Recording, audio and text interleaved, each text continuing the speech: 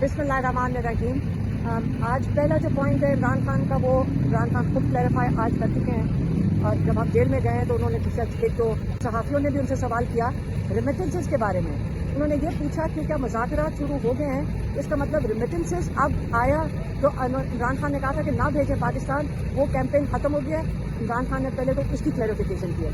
उन्होंने कहा देखें, पाकिस्तान में इस वक्त जो मईशत है, इसकी जो बहुत बड़ा सहारा है वो हमारे ओवरसीज़ पाकिस्तानी की रेमिटेंसेस हैं। और जो रेमिटेंसेस पाकिस्तानी बाहर से भेजते हैं, इस वक्त उनके साथ भी बहुत ज़्यादती की जा रही है। उनके घरों में भी फ़ोन कॉल जा रही हैं। पाकिस्तान में जो उनके रिश्तेदार हैं, उनके साथ जो बाहर बैठे हुए हैं, जो अगर वो पाकिस्तान के लिए आवाज़ उठाते हैं, उनको भी धमकियाँ दी जा रही हैं। तो उनके पैसे हैं, उनके अपने ज़ाती पैसे हैं, उनकी मर्ज़ी है अगर वो ना भेजना चाहें। इमरान खान ने तो सिर्फ ओवरसीज़ पाकिस्तानियों को कॉल दी है, बाकी अगर वो नहीं भेजना चाहेंगे तो वो अपनी मर्जी से नहीं भेजना चाहेंगे।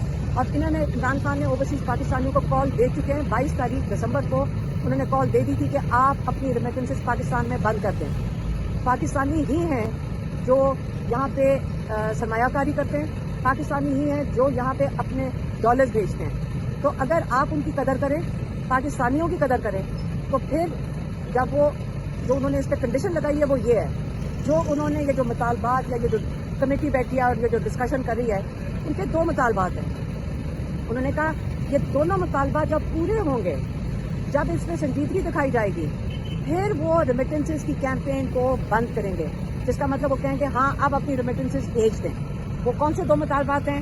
इमरान खान ने पिछले 10 दिन से कह रहे हैं। एक मुतालबा है कि आप 3 सुप्रीम कोर्ट के जजेस की, सीनियर मोस्ट जजेस की आप एक कमीशन बनाएंगे। उन सीनियर मोस्ट जजेस के नीचे वो तहकीकात करेंगे 9 मई की और 26 नवंबर की। दूसरा मुतालबा यह है कि जो नाजायज़ कैद में लोग हैं, इनको रिहा किया जाए। अब उन्होंने कहा कि जो मिलिट्री जेल में जिन्होंने सजाएं मिली हैं, कहते हैं इसलिए मिलिट्री जेल में सजाएं दे रहे हैं क्योंकि वो ओपन कोर्ट ट्रायल कर ही नहीं सकते इन लोगों की। जब वो बताएंगे ओपन कोर्ट में कि एक बंदा है जिसने मोर कहीं उठाया था, जो आपको पता होना चाहिए, अगर सीसी फुटेज हो तो पता चलेगा मोर वापस ही चला गया था घर के अंदर। तो एक मोर को उठाने और वापस जाने में 10 साल मिलिट्री कोर्ट में से सजा मिल जाए। आप इस किस्म की जो सजाएं मिली हैं वो खुले आम सरेआम आप बता नहीं सकते कि किस वजह से उनका सजा क्या है। अगर इनके पास सीसीटीवी फुटेज इन्होंने मिलिट्री जेल में दिखाई है, कोर्ट में दिखाई है, तो वो हम सबको भी दिखा दें, आवाम को भी दिखा दें, ओपन कोर्ट ट्रायल करें। तो इससे उन्होंने कहा है कि इन सबको रिहा किया जाए जितने भी कैद में हैं। और फिर इनकी अगर आपने ट्रायल करनी है, सीसीटीवी फुटेज जो सुप्रीम कोर्ट के जजेस हैं, जो जब कमीशन बनाएंगे तो वो खुद ही मांग लेंगे। जब आप रिहा करना, उनकी एक दूसरी जो कंडीशन है, ये बहुत ज़रूरी है समझना कि इस वक्त हज़ारों लोग 9 मई में और अपने खानदान की तरफ से मोहम्मद कासिम अली मलिक, मेरे तमाम भाई और स्पेशली बाबा जी जुल्फ़िकार की तरफ से आपका बहुत बहुत शुक्रिया अदा करता हूँ। मैं पूरी सोशल मीडिया टीम एंकर्स का शुक्रिया अदा करती हूँ। उन्होंने जिस बहादुरी से इस जुल्म के खिलाफ दुनिया को शनासा किया। मैं पाकिस्तान तहरीक इंसाफ की पूरी क़यादत और स्पेशली अंकल सूफी बुखारी का शुक्रिया अदा करती हूँ। उन्होंने जिस तरह मेरे बाबा को सरे फहरिस्त रखा और उन्हें ये लफ्ज़ कहे कि इदरीस भाई आप मेरी रीढ़ की हड्डी हैं। मैं रहमत मलिक बिनते शहीद मोहम्मद इदरीस हूँ। मुझे फख्र है कि मैं एक शहीद की बेटी हूँ। मेरे बाबा कट्टी पहाड़ी से लेकर 3 चौक तक रोजे की हालत में एक काफिले को बहुत बहादुरी से लीड करते हुए इस जुल्म के खिलाफ फ्रंट पेज पे आए, फ्रंट लाइन पर लड़े। मेरे बाबा को उनके अजीजों गालिब ने कहा कि इदरीस भाई आप बहुत फ्रंट लाइन पर हैं। मेरे बाबा के जवाबी अल्फाज थे, हम मौत को घर से गले लगा कर निकले हैं। हमारे कायद इमरान खान ने हमें ये सिखाया है कि इज्जत, जिल्लत, रिस्क और मौत अल्लाह के हाथ में है। मेरे बाबा जख्मियों को कंधा देते हुए, लोगों का हौसला बुलंद करते हुए खुद 4:45 पर रोजे की हालत में एक स्नाइपर का निशाना बन गए। मेरे बाबा को जब एम्बुलेंस में डाला गया, मेरे बाबा ने 2 घूंट पानी से रोजा इफ्तार किया। मेरी वालिदा ने कहा था मेरे बाबा को कि आप अब रोजे छोड़ दें, आपके हिस्से के रोजे मैं रखूंगी, आप जहाद पर हैं। मेरे बाबा ने आगे से जवाब दिया था कि जब तक हमारा अफरान हमारे दरमियान नहीं आ जाता ना, मैं रोजा नहीं छोड़ूंगा। और उस दिन मेरे बाबा के 478 रोजे मुकम्मल हुए। मेरे बाबा पिम्स में जेरे इलाज थे। मेरे बाबा का ब्लडर, इंटेस्टाइन और यूरिन सिस्टम डैमेज था। मेरे बाबा जब ऑपरेट के बाद मेरे बाबा ने आंखें खोली तो मेरे बाबा के पहले अल्फाज थे, बाहर मेरे मुल्क का क्या बना है, हाँ के मुल्क का क्या बना। मेरे बाबा को जो इंजेक्शन देते थे उनकी कीमत बहुत ज्यादा थी, वो बहुत एक्सपेंसिव थे।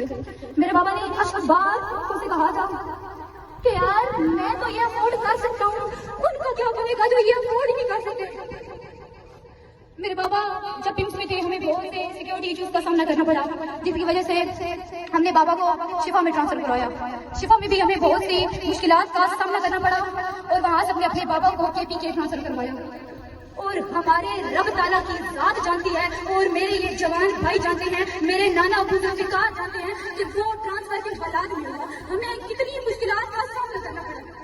मेरे बाबा डेथ बेड पर होने के बावजूद जुर्रत, बहादुरी, हिम्मत और इस्तकामत से साथ छोड़ते रहे और हमें दोनों हाथों से यूं करते रहे that I am fit। मेरे बाबा बहुत बहादुर इंसान थे, बहुत बहादुर।